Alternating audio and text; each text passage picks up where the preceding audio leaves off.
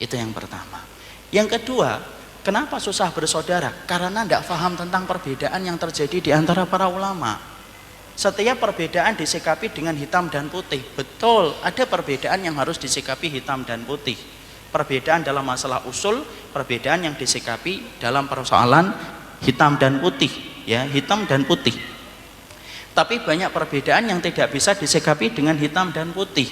Karena memang setiap ulama mereka membawa perbedaan. Tidak usah ulama akhil karim. Sampai kita dalam masalah kultur dan suku aja kita berbeda-beda. Jawa beda dengan Sunda. Dalam masalah penyajian teh saja sudah beda kan. Orang Jawa kalau nyajikan teh manis atau pahit? Manis. Orang Jawa manis.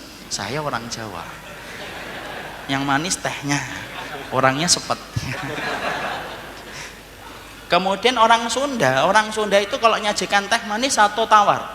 Tawar, pahit. Kalau tidak paham ini ikhwan, berantakan.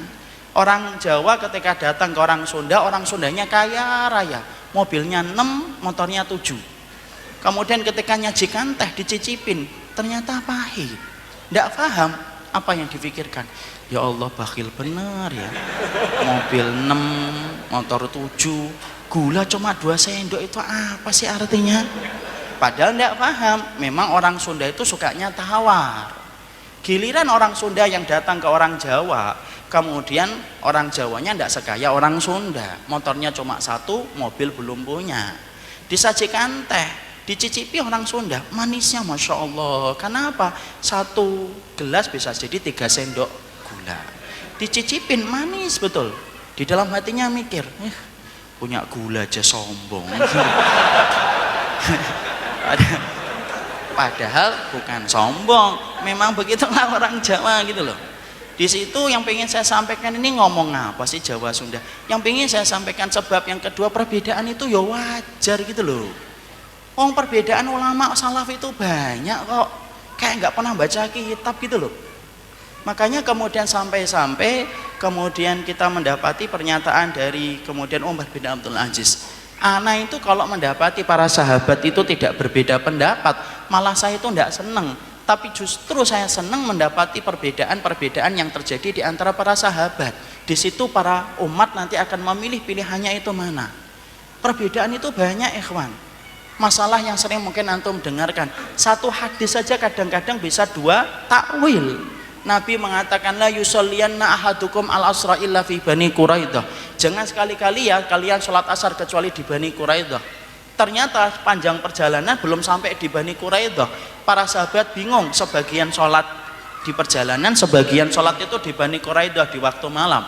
Falamma roja'u, ketika mereka balik ke kota Madinah, Rasulullah tidak menyalahkan itu dua-duanya.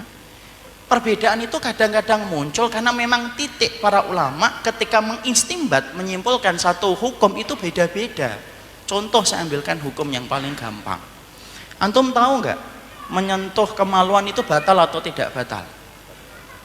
Batal atau tidak akhil karim?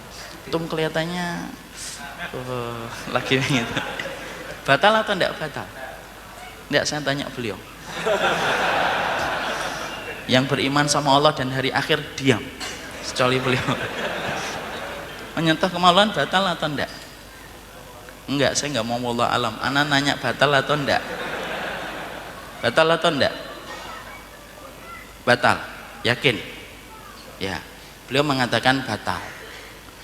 Maka kemudian ada hadis Rasulullah. Rasulullah mengatakan, ya Rasulullah, kaifa rajulun masadaqarahu? Ya Rasulullah, bagaimana seorang laki-laki yang memegang kemaluannya ya Rasul? Kemudian Rasulullah ditanya, ayung kidul wudu, membatalkan wudu atau enggak? Nabi mengatakan, enggaklah.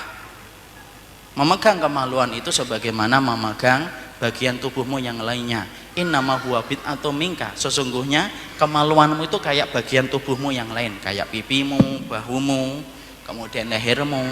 Jadi enggak batal, enggak. Batal atau tidak batal? Masya Allah langsung bilang enggak. Secepat itu hatimu berubah. Ini jangan jadikan mantu nih kayak gini. Enggak, bercanda. Beliau mengatakan tidak batal. Yakin? Sekarang tidak batal? Ya. Sekarang dengerin Rasulullah. Rasulullah bersabda, Man masa dzakaruhu falyatawaddo. Siapa yang memegang kemaluannya batal. Batal enggak? Bingung kan? Antum tahu nggak dalam masalah satu hadis itu, kalau antum nanti membuka yaitu Raudhatun Nadir atau kemudian membuka dalam kitab-kitab ushul fikih yang insya Allah antum tidak akan buka insya Allah ya. Para ulama itu kemudian mengatakan bahwasanya dalam masalah itu setidaknya ada beberapa madhab. Satu, ada madhab tarjih. Madhab tarjih itu yang ngambil hadis yang pertama, ada yang ngambil hadis yang kedua. Ada yang menguatkan hadis yang ke satu yang artinya tidak batal, ada yang mengambil dan menguatkan hadis yang kedua. Masing-masing punya dalil. Di mana madhab tarjihnya? Dia mengambil kekuatan sanadnya dan rijalnya. Ada yang kedua yang mengambil madhabun nasakh. Madhabun nasakh itu apa? Mana yang sejarahnya lebih dulu datang dan mana hadis yang datang setelahnya. Hadis yang datang setelahnya menghapuskan hadis sebelumnya. Itu madhabun nasakh. Ada yang ketiga yang disebut dengan madhabul jamu'. Madhabul jamu' itu digabungkan. Kenapa? Nabi itu tidak mungkin mutanakid. Nabi itu tidak mungkin kontradiktif. Mustahil Nabi itu kontradiktif. Cara menjamaknya gimana? Cara menggabungkannya gimana? Cara menggabungkannya contoh salah satunya Imam Malik. Imam Malik berkata, kalau kita memegang kemaluan tanpa syahwat, contohnya gatel, ya, membenarkan posisi, itu pakai hadis yang pertama. Tidak usah dibayangin, ini ilmu ini di masjid. Kalau kemudian yang pertama yang dipegang. Makanya kemudian Imam Malik berkata, beda lagi kalau memegangnya dengan syahwat, pakai hadis yang kedua yang membatalkan. Lihat ikhwan, satu perkara itu 3 madhab dan ini pun tidak selesai. Masih banyak madhab yang lainnya ya Ustaz ya. Kalau antum kita bukakan satu persatu kayak gitu, tidak akan selesai akhil karim. Masalahnya antum belajar baru kajian tematik 3 kali sudah belajar menghujat orang. Nah, itu yang bahaya. Makanya salah memaklumi itu lebih baik daripada salah memvonis. Orang yang suka vonis itu cuma satu, orang Khawarij. Itu tok. Makanya yang kedua yang kita harus pahami itu apa? Kemudian ada perbedaan itu kenapa? Ya kedua, adanya kemudian perbedaan itu ada. Ini kalau kita jelaskan panjang ke bawah. Dan saya sungkan karena ada beliau Ustadz Harman. Jadi kemudian yang kedua kayak gitu.